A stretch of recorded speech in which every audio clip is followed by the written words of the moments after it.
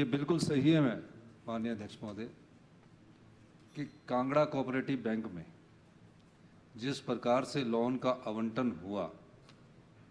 और करोड़ों रुपए के लोन लिए गए, 35% के करीब उनका एनपीए था, जो मुझे पिछली बार का याद है। अब उसमें एमडी से मेरी चर्चा हुई, चेयरमैन साहब से मेरी चर्चा हुई, चर्चा होने के बाद तकरीबन अब थोड़ा 7% के करीब लोन जो एनपीए वो कम हुआ है। लेकिन ऐसे लोगों द्वारा लोन लिए गए 20 करोड़, 30 करोड़, 35 करोड़, और लोन की जो प्रक्रिया है वो तोड़ मरोड़ कर पेश की गई। ऐसी परिस्थितियों में बैंक फिर भी प्रॉफिट कमा रहे हैं, लेकिन जो डिफॉल्टर है, जो माननीय विपिन सिंह परमार जी ने कहा कि जो बड़ा लोन लेते हैं दिखाते कुछ और है, करते कुछ और है, ऐसे लोगों पर लगाम लगनी चाहिए। इस विषय के बारे में हम गंभीरता से विचार करेंगे और जो संभव होगा इन चीज़ों को रोकने की हम कोशिश करेंगे, क्योंकि 20 महीने पहले जो व्यवस्था परिवर्तन का दौर था, उस दौर में और सुधार करते हुए माननीय हमारे विपिन परमार जी ने कहा कि पंचायती राज संस्थाओं में तकनीकी सहायक नहीं है, ये सब नहीं है।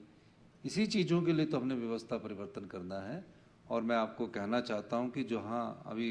कर्मचारियों की जहां पंचायती राज में जो कमी है, उसके बारे में विभाग से पूरा लोगों जो सीट्स वैकेंसीज पोजीशन मंगाई जाएगी और उस पर आगे गौर किया जाएगा। स्टेट कोऑपरेटिव बैंक भी बोल रखना था आपने। स्टेट कोऑपरेटिव बैंक नहीं, स्टेट कोऑपरेटिव बैंक की स्थिति ऐसी है कि वो अपने कर्मचारी और बोर्ड ऑफ डायरेक्टर्स को देते बहुत कम है, पर 48 करोड़ रुपए का और 40 करोड़ रुपए और 20 करोड़ रुपए का इनकम टैक्स देते हैं। तो इनकम टैक्स देते हैं तो जो बोर्ड कॉर्पोरेशंस है, ये इंस्टीट्यूशंस है, तो मैंने कहा भी तुम अपने अधिकारी कर्मचारियों को डीए भी दे, एरियर भी दे, आप इनकम टैक्स क्यों दे रहे? और अपने जो बोर्ड ऑफ डायरेक्टर्स के सदस्य उनका मानदेय भी बढ़ाए, क्योंकि खर्चे में शो होगा। पर वो स्टेट कोऑपरेटिव बैंक की जो स्थिति है वो बहुत अच्छी है, और मेरे ख्याल की पूरे हिंदुस्तान के जो स्टेट कोऑपरेटिव बैंक में है उसमें से one of the best state cooperative bank है। जो भी प्रॉफिट कमाने वाली जो ऑर्गेनाइजेशंस होगी, जो भी प्रॉफिट कमाने वाली ऑर्गेनाइजेशन होगी,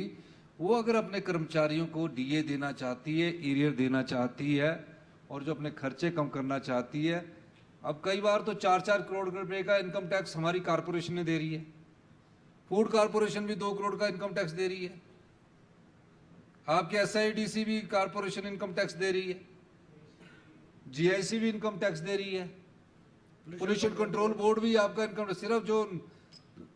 हमसे ले रहा है 2200 करोड़ वो है बिजली बोर्ड। ये जो इंस्टीट्यूशंस है इनकी जो सैलरी है ये तो निकाल चुके हैं। सिर्फ सरकारी विभागों की जो सैलरी की बात है उसमें थोड़ा सा